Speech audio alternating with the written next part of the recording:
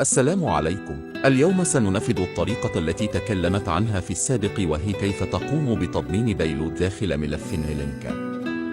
دعونا نعتمد على هذه التدوينة هنا. سأشرح قليلا. سابقا كان الملف يقوم بتنزيل البيلود إلى الحاسوب ثم يشغله، وهذا مثير للريبة.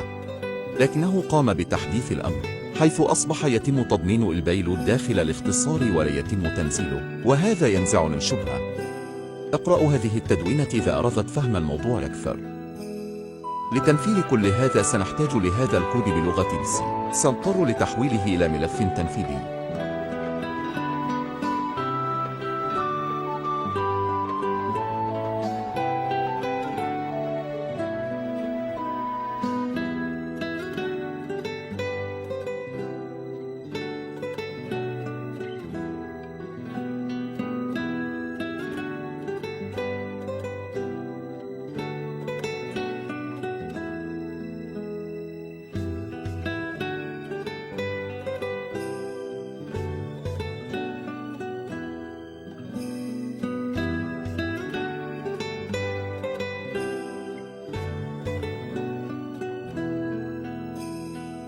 ودعني أخبركم بشيء سيء، إنه مليء بالأخطاء، واضطررت للبحث كثيرا لأجد الحلول. شكرا للChatGPT، قام بمساعدتي كثيرا.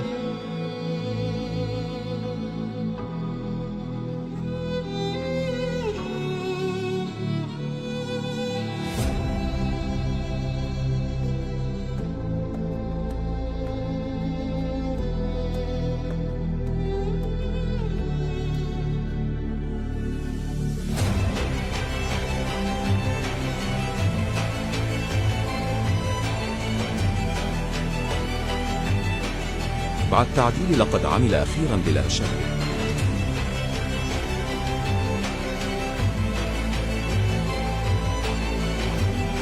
الأمر الثاني هو إنشاء البيلود.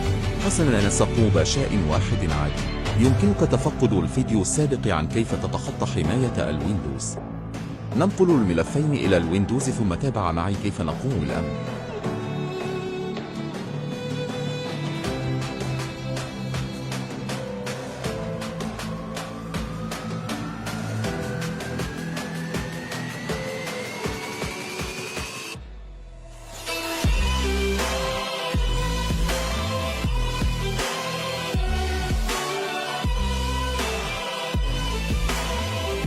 ممتاز، لقد نجح الأمر.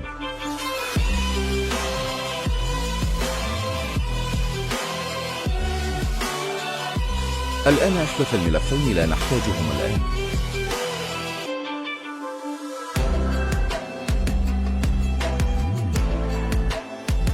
هنا تكون الخدعة.